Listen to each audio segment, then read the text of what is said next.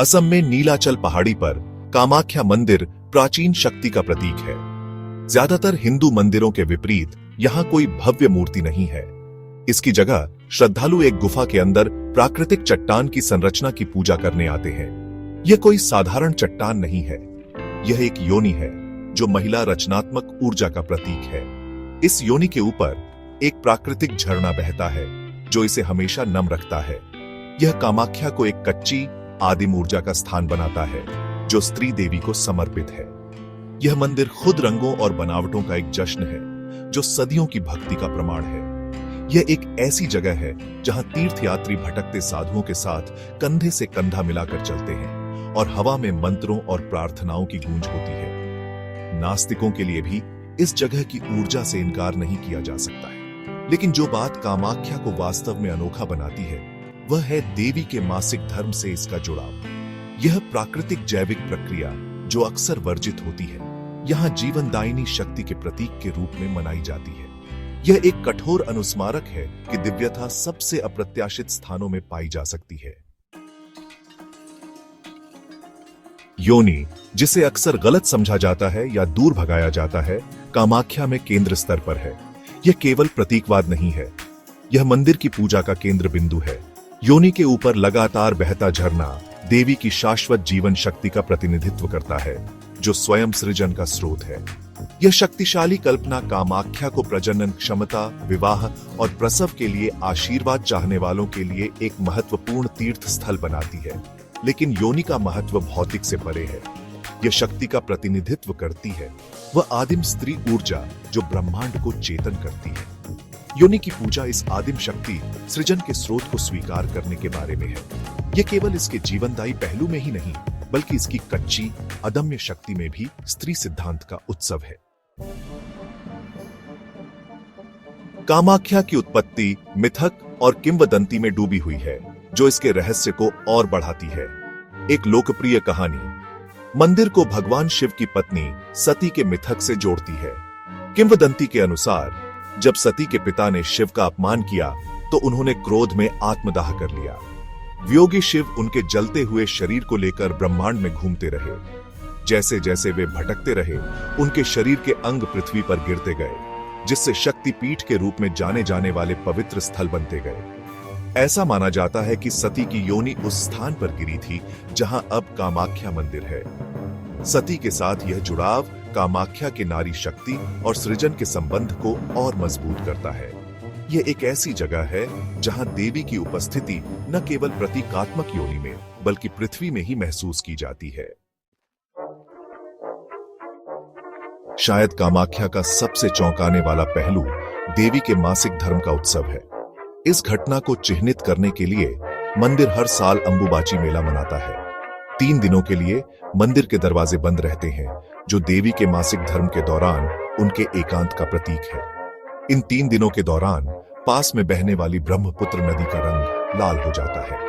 यह प्राकृतिक घटना देवी के मासिक धर्म के प्रवाह के कारण मानी जाती है जो पृथ्वी और उसकी लय के साथ उनके संबंध को और मजबूत करती है। अंबुबाची मेला केवल एक धार्मिक आयोजन नहीं है, यह एक सांस्कृतिक घटना है जो हजारों भक्तों और पर्यटकों को आकर्षित करती है।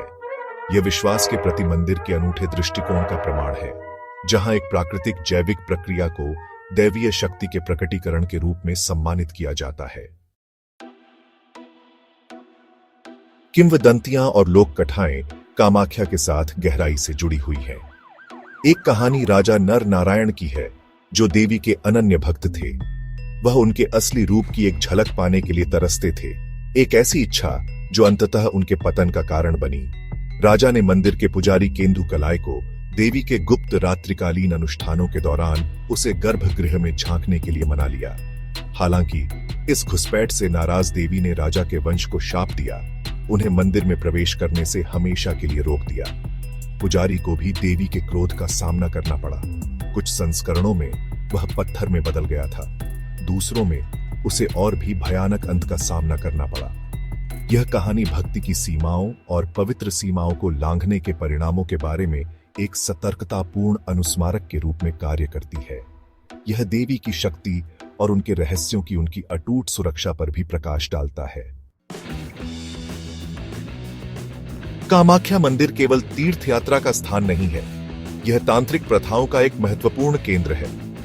तंत्र, जिसे अक्सर गलत समझा जाता है, एक जटिल आध्यात्मिक परंपरा है जो ब्रह्मांड की ऊर्जाओं का उपयोग करना चाहती है। पशु बलि, विशेष रूप से नर बकरियों की, कामाख्या में एक आम बात है। हालांकि विवादास्पद, यह चिकित्सकों द्वारा देवी को प्रसन्न करने और उनका आशीर्वाद लेने के तरीके के रूप में देखा जाता है। कामाख्या में तंत्र कमजोर दिल वालों के लिए नहीं है। इसमें अनुष्ठान, मंत्र और अभ्यास शामिल हैं जो बाहरी लोगों के लिए तीव्र और चौंकाने वाले भी हो सकते हैं। हालांकि जो लोग इसके रहस्यों से परिचित हैं, उनके लिए यह आध्यात्मिक मुक्ति और ब्रह्मांड की छिपी शक्तियों की गहरी समझ का मार्ग है।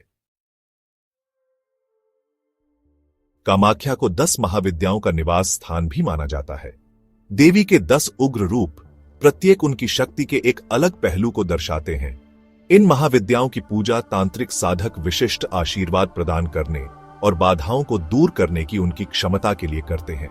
अहंकार के नाश करने वाली काली से लेकर सुंदरता और आनंद की प्रतिमूर्ति त्रिपुरा सुंदरी तक, प्रत्येक महाविद्या दिव्य स्त्री के एक अलग पहलू का प्रतिनिधित्व करती है। कामाख्या में उनकी उपस्थिति पहले से ही शक्तिशाली ऊर्जा वाले मंदिर में एक और परत जोड़ती है। महाविद्याओं की पूजा करना सभी के बस की बात नहीं है। उनके भयंकर रूप डराने वाले हो सकते हैं और उनके अनुष्ठान अक्सर जटिल और मांगलिक होते हैं। लेकिन जो लोग अपने विशिष्ट आशीर्वाद की तलाश में हैं, उनके लिए पुरस्कार बहुत बड़े हो सकते हैं। सदियों से कामाख्या के आसपास मानव बलि की फुसफुसाहट फैली हुई है, जबकि आधुनिक समय में इन दावों का समर्थन करने के लिए कोई ठोस सबूत नहीं है। ऐतिहासिक ग्रंथ और स्थानीय लोक कथाएं इन कहानियों को जीवित रखते हैं। ये याद रखना महत्वपूर्ण है कि ये कहानियां एक जटिल ऐतिहासिक और सांस्कृतिक संदर्भ का हिस्सा है। जबकि सुदूर अतीत में भारत के कुछ हिस्सों में मानव बलि का प्रचलन था, अब यह अवैध है और अधिकांश हिंदुओं द्वारा घृणित माना जाता है। आज कामाख्या में पशु बलि का प्रचलन अभी भी है, लेकिन इस पर भी जांच बढ़ती जा रही है। जैसे जैसे पशु अधिकारों के प्रति जागरूकता बढ़ रही है, इस विवादास्पद प्रथा को लेकर बहस जारी रहने की संभावना है।